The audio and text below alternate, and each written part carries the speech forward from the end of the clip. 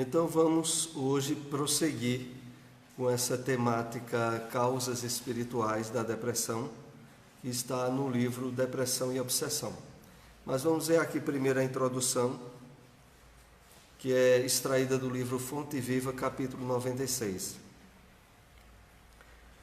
Garantir o continuismo da espécie, revelar a utilidade geral e adaptar-se aos movimentos da vida. São característicos dos próprios irracionais. Abençoada luz resplandece na terra, com os ensinamentos do Cristo. Para quantos se felicitam em suas bênçãos extraordinárias, surge o desafio do Mestre, indagando sobre o que de extraordinário estamos fazendo. É um comentário que Emmanuel faz de uma passagem do Evangelho de Mateus, quando Jesus diz que essas atitudes comuns à criatura humana, na verdade, não representa nada de especial em relação aos próprios irracionais. E vamos agora fazer aqui alguns comentários diante desse texto de Emmanuel. Então, garantir o continuismo da espécie é a vivência da sexualidade. Adaptar-se aos movimentos da vida são característicos dos próprios irracionais. Então, os animais, de uma forma ampla e instintiva, eles já fazem isso. A questão é que nós, como seres num processo evolutivo bem mais adiantado, a expectativa da divindade em relação a nós é bem mais ampla. E aí Emmanuel continua dizendo: abençoada luz resplandece na terra com os ensinamentos do Cristo. E aqui é onde surge a questão de consciência esclarecida que todos nós vamos adquirindo ao longo do conhecimento do Evangelho do Cristo.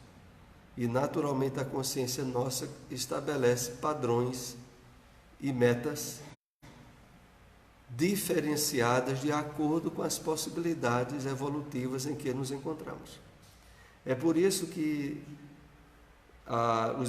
os benfeitores espirituais colocam de forma bem clara que a gente nunca pode estabelecer juízo de crítica ou de julgamento a alguém em relação àquilo que nós já estejamos apresentando.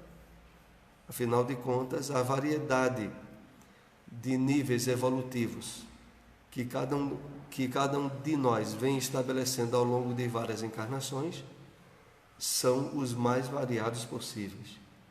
E dependendo daquilo onde nós já andamos e conquistamos, novas metas e expectativas de vivência e de prática são diferenciadas de um para com o outro.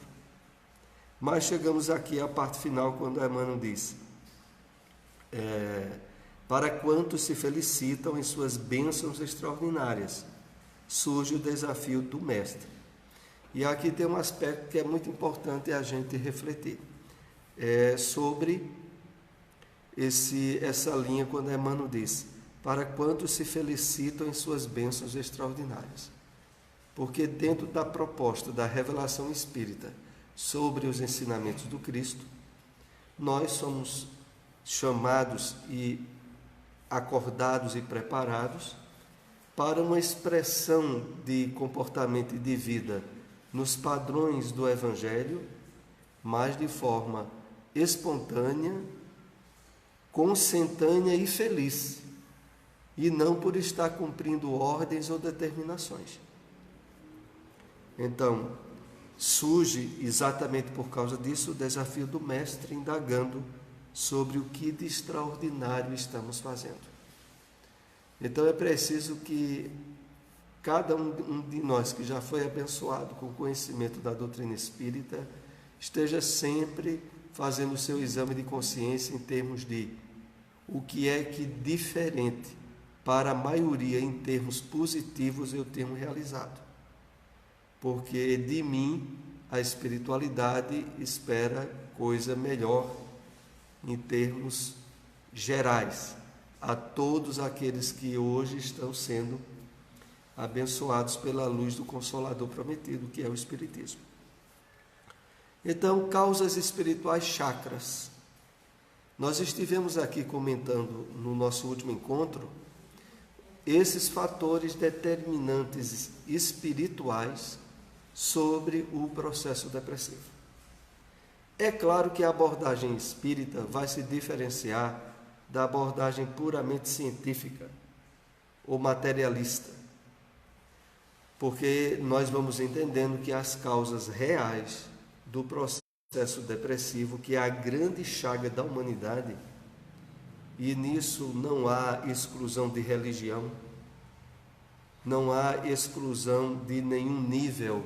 Há pessoas ricas em depressão, há pessoas pobres também, há pessoas que têm famílias bem constituídas e que entram em depressão, há pessoas que vivem sozinhas e estão em depressão. Não há, em termos de dificuldades ou de realidade de vida, isenção para ninguém.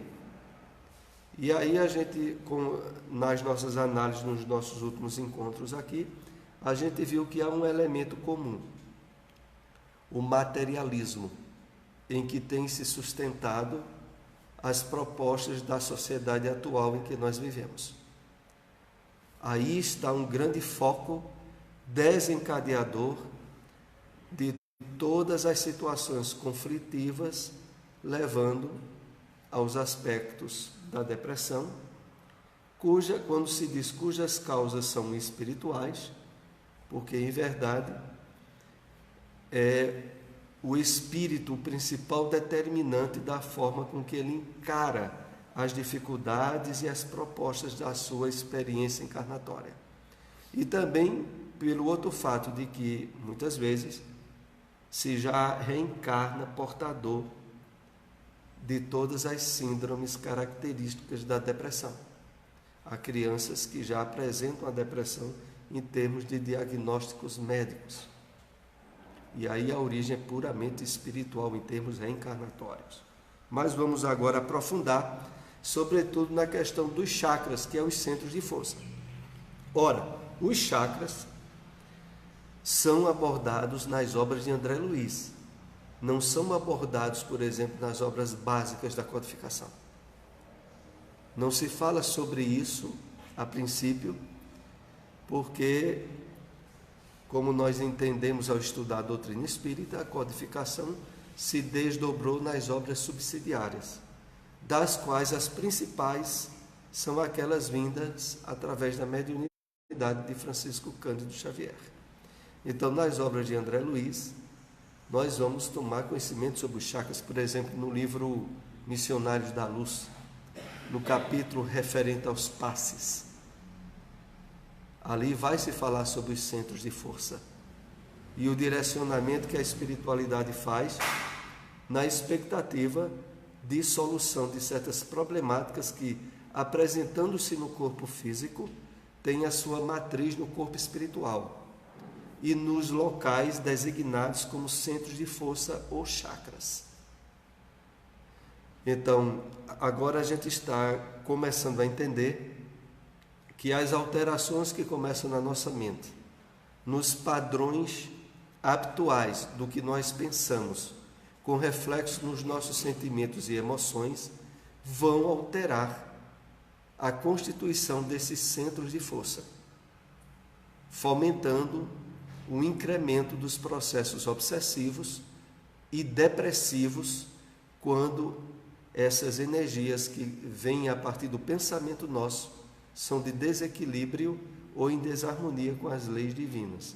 É esse o ponto que nós iremos começar a abordar com mais profundidade hoje. O culto sistemático dos sentimentos negativos, como rebeldia, negativismo, orgulho, egoísmo, menos-valia, baixa autoestima, etc., produzirá manchas no perispírito, gerando comprometimento energético dos chakras pela inibição ou congestão. Esse foi o último slide que nós tratamos sobre esse tema na reunião anterior, exatamente para que a gente faça uma ponte com as temáticas que irão se aprofundando a partir de hoje. Então, o culto sistemático dos sentimentos negativos. Então, não é brincadeira aquilo que habitualmente nós começamos a armazenar e a trabalhar no nosso campo mental. Então, energias como, por exemplo, constante acessos de ciúme, constante acessos de irritação, constante acessos de teimosia irritante.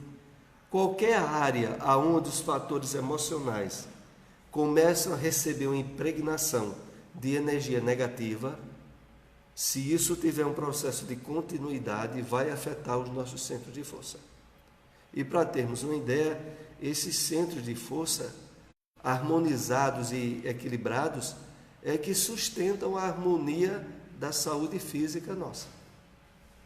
Quando a gente está de alguma forma doente, de uma forma mais grave em algum dos órgãos, o ponto do corpo espiritual que vai sofrer a repercussão maior vai ser um dos chakras, dependendo do tipo de energia e de emoção negativa que a pessoa esteve alimentando.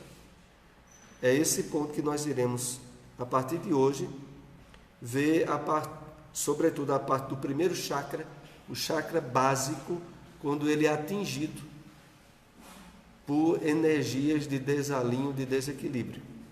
Então, vejamos bem aqui no final desse slide, quando diz: produzirá manchas no perispírito. Manchas, inclusive, está aqui em itálico, porque a palavra está sendo colocada no sentido simbólico. É porque o pensamento nosso, quando está associado a valores do bem, da caridade, do amor ao próximo, estabelece em termos figurativos iluminação no nosso interior. Mas quando são energias ruins e negativas, sedimentam um campo denso, pesado, escuro, que aqui é colocado o nome de manchas, gerando o comprometimento energético dos chakras pela inibição, a ausência de energia ou excesso de energia que produz a congestão. Vamos ver agora o primeiro slide de hoje a partir do estudo da semana passada. O primeiro chakra é profundamente comprometido na depressão, pois psiquicamente é responsável pela vontade de viver e de afirmar sua capacidade diante das atribulações naturais da vida. Bom, o primeiro chakra é o chamado chakra básico, que fica na área do cóccix, no nosso corpo físico.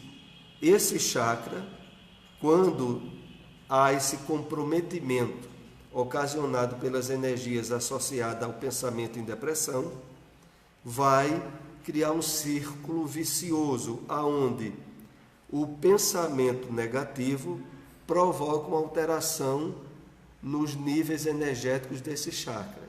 E esse chakra, recebendo essa carga negativa, ele retroalimenta a negatividade que recebeu. Vamos ver isso aqui no slide seguinte. Como a pessoa depressiva tem uma revolta contra a vida, da forma como ela se apresenta, há uma inibição intensa das energias desse chakra, que pode estar completamente inibido quando há uma tendência suicida. Então vejam como, que coisa curiosa. É por isso que tem aquela frase muito popular: mente sã em corpo são. Porque é assim, se a nossa mente não estiver boa, não estiver positiva, não estiver de bem com a vida, a gente vai perturbar o corpo. Se a gente continuar mantendo o pensamento numa área de negativismo, invariavelmente a gente vai adoecer fisicamente. Porque a partir da mente nós afetamos os nossos centros de força. E eles afetados irão se expressar em distúrbios e doenças no corpo. Que coisa, né? Se a gente tá em termos mentais, de bem com a vida, em harmonia, é como se a gente estivesse impondo saúde ao corpo. Mas se a gente está exercendo a criação de sentimentos e emoções de desequilíbrio, fatalmente a gente vai adoecer o corpo. Por isso é que é mente sã e corpo são. Se a mente estiver doente, o corpo vai ficar doente, a não ser que se resolva logo, antes de atingir os centros de força do perispírito ou do corpo espiritual. O segundo chakra tem como função o prazer, desde o sensual, gerado pelo instinto de sobrevivência, como o sexo, e o prazer de da alimentação, até o prazer de viver e de se afirmar no mundo. O prazer de se afirmar, de ser capaz, de ser útil na criação de um mundo melhor. Então, aí a gente analisou a questão do primeiro chakra, o segundo chakra, que fica mais ou menos na região do umbigo. É aí onde a função principal dele é o prazer, desde o prazer sexual ao prazer da alimentação e de se firmar no mundo. Então, os quadros de depressão afetam também esse centro de força. E é o que leva, como nós iremos ver mais adiante, uma certa abolição da pessoa em querer ter prazer na vida. E vai acontecer com esse chakra o mesmo que se deu com o primeiro. A pessoa alimenta sentimentos de desprazer, complica as energias desse centro de força e, complicando ela, ele vai estabelecer um clima de desarmonia nessa área que vai incentivar a pessoa a ter mais pensamentos contrários. Vamos ver aqui, ó. Na depressão, devido à revolta em relação à vida, há uma abolição gradativa do prazer pela inibição desse chakra, como a diminuição ou a abolição completa da libido e a falta de paladar no alimento. Inibe-se diante de toda forma de prazer, social, lazer, etc. Vejam como a coisa ela tem um encadeamento, como se diz popularmente, de um círculo vicioso.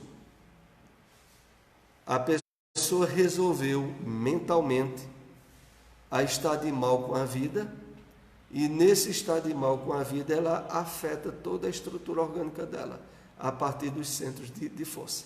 No caso do segundo chakra, a pessoa não tem mais vontade da vivência sexual, mesmo quando casado. Isso indiretamente vai ser retroalimentado, ou seja, a princípio foi a decisão mental e emocional, depois afetou o campo de força, o centro de força, o chakra. A partir disso, há uma inibição que atinge a produção hormonal e a pessoa realmente começa a ficar com a libido baixa, não tem mais vontade de ter envolvimento íntimo, nem prazer naquela área. Agora, isso não ocorre só na área do sexo, vai também poder se estender na área alimentar ou na própria área de realização na vida. A pessoa não sente mais envolvimento ou impacto para conquistar, em termos de vida material, situações de prestígio, de reconhecimento, né? Tudo aquilo que poderia dar, de certo modo, um prazer psíquico, a pessoa inibe e corre de perto. É uma coisa que realmente, assim, quando nós vamos estudando, abre-se as portas para quem não tem o entendimento de como é sutil os processos de depressão. Porque a pessoa, inclusive, encontra, às vezes, 1000 motivos, entre aspas, para justificar o desprazer que a vida dela está tendo. Que é aquilo que nós estudamos aqui no nosso último encontro. A pessoa que vai entrando no quadro de depressão, ela mesma fica elaborando justificativas para estar daquele modo. Nunca é as justificativas reais. É a que ela cria na mente dela. Então ela diz, tenho prazer mais nenhum com a vida não. Porque essa vida, essa desgraça que está aí, e aí pronto, se for na situação atual que o Brasil está, aí a pessoa vai ter pano para as mangas à vontade. Para dizer, é por aí, olha, nada presta. E o problema todo é que essa sutileza na qual a nossa mente, a partir do pensamento, começa a provocar alterações no nosso corpo espiritual, nos chakras, e vai envolver um processo de doença, e inclusive de depressão, pelas alterações hormonais. A doutrina espírita, ela nos chama muito a responsabilidade na questão do pensamento, colocando em termos não só de esclarecimento, mas também de um determinismo forte de que, olha, você é o responsável pelo que você pensa, pelos seus ideais. Não fique culpando os outros, nem a sociedade, nem as circunstâncias da vida e nem os desencarnados. Porque os espíritos estabelecem campos de obsessão na depressão, porque em parte o depressivo convidou eles pelo pensamento, primeiramente. E muitas vezes não só convidou, insistiu pelos hábitos mentais de desequilíbrio a que espíritos com aquele tipo de desequilíbrio se juntassem a ele. E aí depois não pode ficar responsabilizando esses espíritos. Dizer, eu sou muito obsidiado, é por isso que eu estou nesse estado. Não, não é assim não. Normalmente há uma fuga da responsabilidade em que a pessoa está querendo se desculpar. E pior ainda, responsabilizar os outros. O terceiro chakra tem como função o poder. É o chakra que fica na base do estômago. É fundamental para a manutenção da vida, o poder de viver, de realizar ações de transformação da própria vida. O depressivo, como não pode mudar o mundo e as coisas à sua volta, se rebela, entrando em depressão e provocando alterações nesse chakra também. Os 4 primeiros chakras são os mais atingidos no processo depressivo. A gente está vendo agora o terceiro, que é esse chakra ligado ao estômago. E aqui é importante nós salientarmos de que o nosso corpo, através das células, ele tem uma espécie de memória armazenada, quase como se o nosso organismo tivesse vários cérebros. Não é só o cérebro da cabeça, também o ligado às células do estômago, que recebe um determinismo através do que o espírito pensa, sente ou faz. Então aqui nesse terceiro chakra, que é ligado a realizar ações, a ter poder, a ter energia, ele é afetado. E qual é o resultado? Um decréscimo da energia, da vitalidade daquele que entra no campo da depressão. E aí, naturalmente, o depressivo vai dizer, eu não tenho força. Vai entrar depois o desculpismo da idade, dos sofrimentos perante a vida que já passou. Mas tudo isso é uma maneira de camuflar a verdadeira origem da falta de energia, que foi aquela trabalhada pelo pensamento em desalinho com as leis de Deus. Vocês vejam como é a coisa, fugindo aqui um pouco ao teor desse slide. Todos nós pelo que aprendemos na doutrina espírita, reencarnamos com um campo de provas, de dificuldades e de testes, à altura de darmos conta dele. Essa história de ter um karma que não pediu, ou de estar passando por provas demais que não está dando conta, é uma forma de nós querermos nos subtrairmos à responsabilidade pessoal que temos. Porque não há um campo de provas e de dificuldades superior às possibilidades de êxito que a gente tenha. Porque senão haveria o quê? Uma fraqueza ou uma imperfeição das leis divinas, né? Que deram a determinadas pessoas situações e provas que ela não dava conta. E a outras deu adequadas. Mas não é assim que nós aprendemos no Espiritismo. Então, na verdade, se tivermos a consciência exata disso, por maiores que sejam as dificuldades ou problemas que a nossa vida trouxe, nós estaremos o quê? Positivos, de cabeça erguida e passando por cima de todos eles.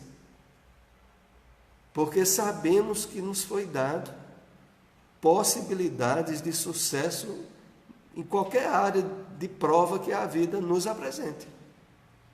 Pelo menos aquele que, o espírito, aquele que conhece o funcionamento das leis de Deus e a perfeição delas, sabe que é assim.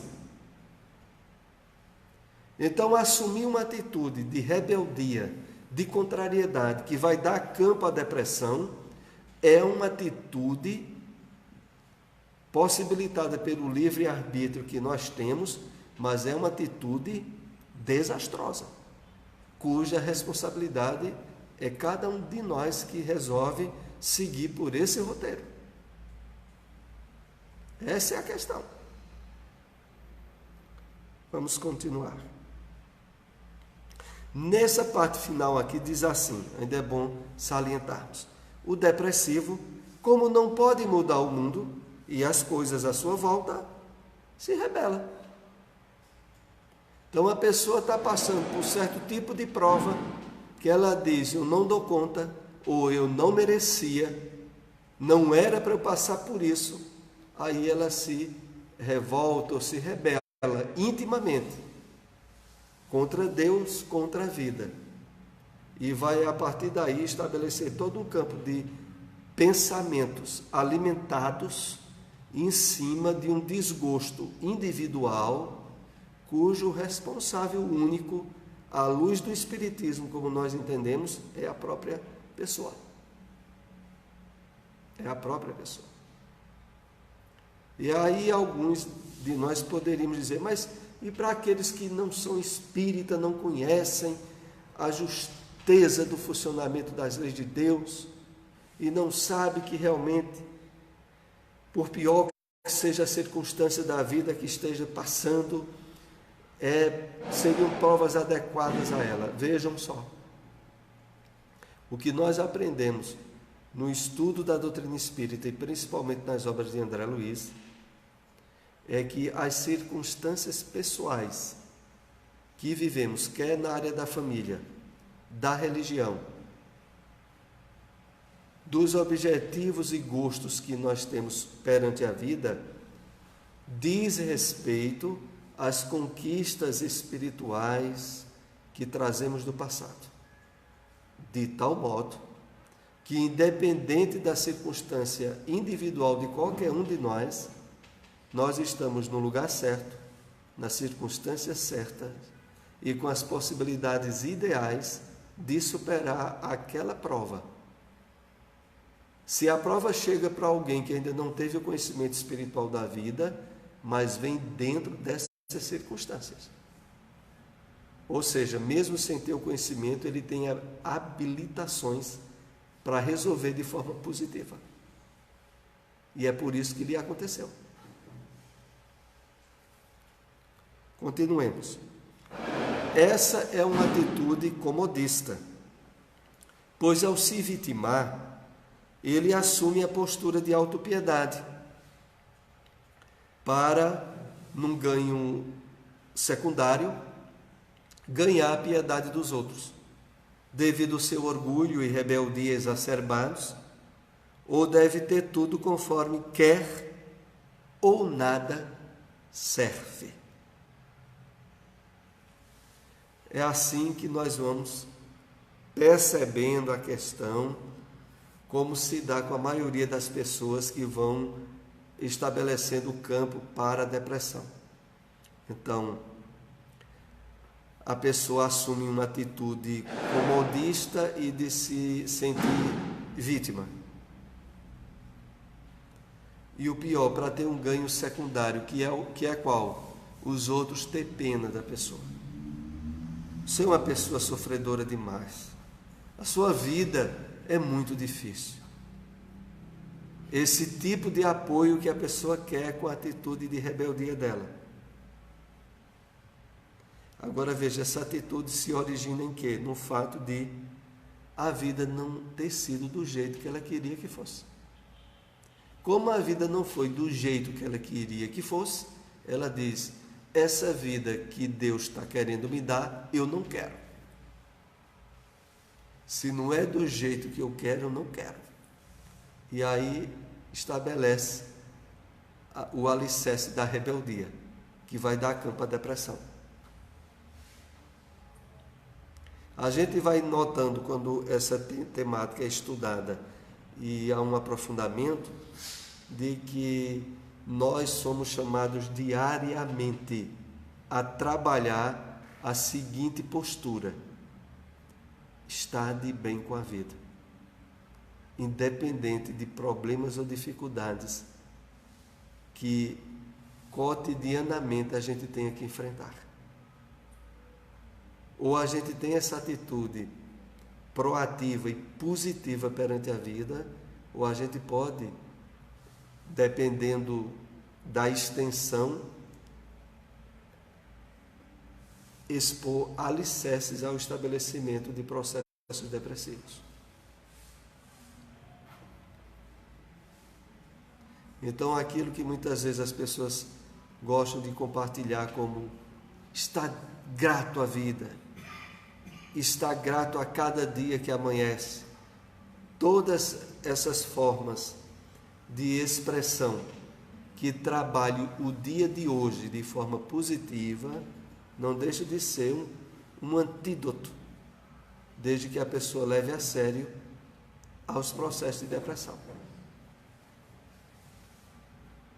O quarto chakra, que é o chakra cardíaco, quando equilibrado, tem como função o amor.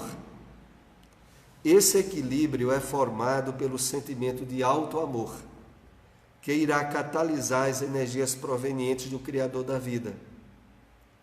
O exercício do alto amor gerará o amor ao próximo, canalizando as energias que recebe de forma altruísta para si mesmo e para os outros. Então, o quarto chakra que vai ser afetado pelas questões de depressão é o chakra cardíaco, que é exatamente aquele associado às expressões do sentimento do amor e que catalisa as energias provenientes do Criador da vida, já que a essência das leis divinas é o amor. Então nós nos vinculamos profundamente ao idealismo superior através desse chakra. Agora imagine que esse centro de força ele é bruscamente afetado pelos processos depressivos. Então a pessoa faz um verdadeiro trabalho de autossabotagem com o próprio corpo. É isso que ocorre na depressão. A partir da mente a gente sai estragando toda a harmonia dos centros energéticos, que vão resultar em perturbações e doenças, naturalmente. Então, o exercício do alto amor gerará o amor ao próximo, canalizando as energias que recebe de forma altruísta, para si mesmo e para os outros. Quando a gente se torna sensível ao bem, aos ideais de caridade, de fraternidade, esse chakra cardíaco, ele está no processo positivo de energização e que vai afetar também positivamente todo o organismo nosso. Mas quando isso não ocorre, começa a se estabelecer um desastre energético, que nós vamos analisar aqui no seguinte. Na depressão, ocorre um grave comprometimento desse chakra, devido ao mecanismo da onipotência, analisado anteriormente. A pessoa inicia um processo de negação do amor para si mesma, ampliando o próprio sentimento de rebeldia. Vamos entender aqui esse aspecto. Na depressão ocorre um grave comprometimento desse chakra. A pessoa se sente totalmente inabilitada a ter a atenção voltada para os outros, para a expressão do amor. A pessoa está revoltada com a vida, está revoltada com a situação pessoal dela, e aí fatalmente não quer nem saber dos outros. A pessoa inicia um processo de negação do amor para si mesma, ampliando o próprio sentimento de rebeldia. Vamos ver aqui, esse é o penúltimo slide que nós vamos compartilhar nessa noite. Esse movimento psicológico está intimamente relacionado a processos de culpa, conscientes e subconscientes. Vimos que o depressivo sente muita culpa. Ele sente culpa até por não conseguir realizar a onipotência, mudando as circunstâncias da vida segundo a sua vontade. Então, há um exacerbar do sentimento de culpa no processo depressivo. De tal monta que a pessoa sente culpa por não ter o poder, como se pudesse ter, de mudar circunstâncias da sua vida que a realidade existencial lhe trouxe. Vejam até que ponto isso vai. No próximo slide aqui que nós iremos concluir essa explicação. A culpa gera autopunição e posteriormente a autopiedade, características marcantes do processo depressivo, em que a pessoa se nega a desfrutar o amor, o prazer de viver. Com o agravamento do processo, o depressivo vai ficando cada vez mais indiferente com relação a si, à vida e ao que acontece ao seu redor. Então, o que eu queria aqui acrescentar de explicação é essa culpa sistemática que a pessoa tem, que muitas vezes está inclusive associada à reencarnação anterior, não só à atual, aos níveis de descompensação e de conflito que ela traz no seu inconsciente.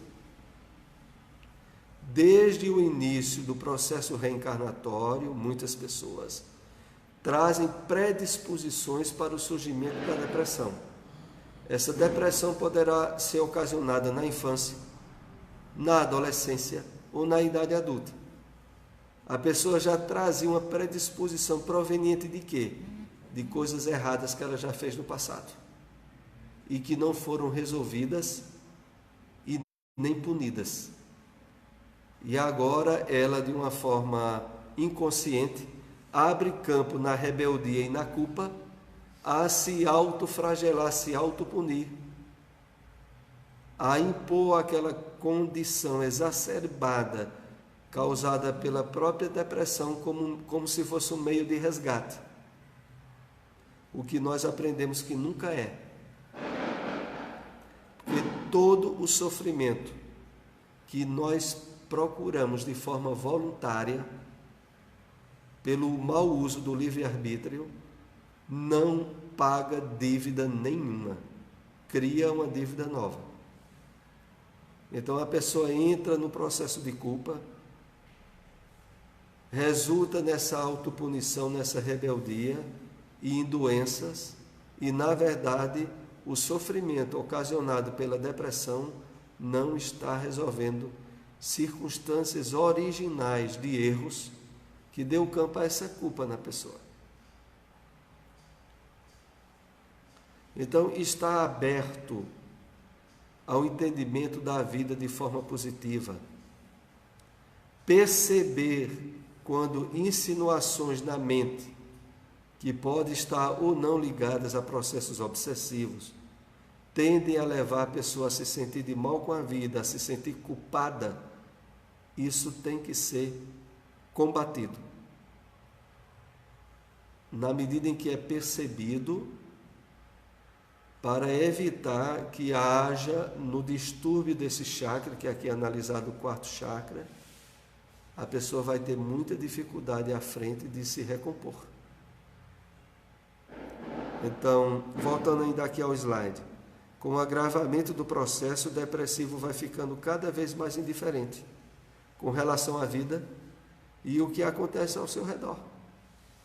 Então, o mais comum é, na medida que o processo vai avançando, a pessoa não está nem aí com o que acontece com a família, com ela mesma, e vai, através dessa atitude, isolando-se cada vez mais, afastando-se do convívio social e procurando se excluir, como se isso fosse uma forma que a mente dela encontrou de pagar coisas erradas do passado. Essa é uma das questões mais trabalhosas no processo da depressão. Justamente onde está a base, que são as bases espirituais, que nós estivemos analisando um pouco mais hoje. Esse aspecto ligado aos desequilíbrios dos chakras ainda tem um bom material para ser concluído. Nós que temos, através da revelação espírita, a convicção da existência desses centros de força, porque vejam, em termos físicos, não há instrumentos criados pelo homem para identificar os centros de força do corpo espiritual. Mas esses centros de força, eles foram alvo de revelação desde o início das religiões no Oriente. Então, os chakras, os centros de força, os centros vitais, é alvo de revelação nas religiões mais antigas da humanidade. E agora, revelado a nós através dos livros de André Luiz, a princípio. Pois não. Na acupuntura, são usados para a terapia da acupuntura a localidade dos chakras. Mais ou menos como se fosse a mesma. Exatamente. É localizado tanto o que eles chamam de, no caso, os chakras, e o que chamam também de os meridianos, que são os canais energéticos que ligam os chakras aos outros, onde eles também trabalham.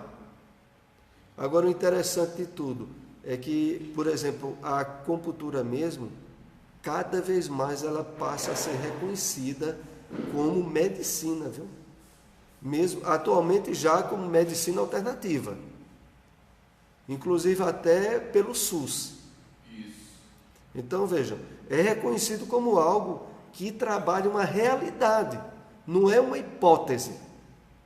Então os centros de força, os chakras, não estão naquela situação de deve ser que existe. Eles de fato existem. E tem essa atuação. Exatamente. E quem iniciou isso foram os chineses. Isso faz parte das doutrinas mais antigas da humanidade. Bom, o horário... Oi. A acupuntura trabalha deles, né? Trabalha com eles, exatamente. E eu digo, viu, com muito êxito. Eu mesmo tive há um tempo atrás, alguns anos atrás, um problema ligado ao trabalho de bursite, e para mim quem de fato resolveu foi a acupuntura. Não foi como muitas vezes é indicada a fisioterapia. Para mim o que resolveu mesmo foi a acupuntura. E realmente devido a isso, porque atualmente já é reconhecido na área de uma medicina alternativa. Nós vamos agora para a prece. Bem como os chás. Eles têm chá de ervas lá, de raízes, lá na China, e eles fazem a posologia para você tomar. E realmente lá eles têm a cultura deles. Tem também eficácia, né? O Brasil me parece que também já é reconhecido pelo SUS o uso de florais, que é outra medicina alternativa. Os florais de Bach, exatamente. Eu quero lembrar que no próximo domingo nós não vamos ter o estudo de Joana de Ângeles, porque eu estou num evento espírita lá em Garanhuns, em uma palestra, e eu vou ter que sair mais cedo de Caruaru. Então nós não vamos ter o estudo de Joana de Ângeles no domingo à tarde. Vai ser adiado para o outro domingo. Vamos para a prece, né? De encerramento.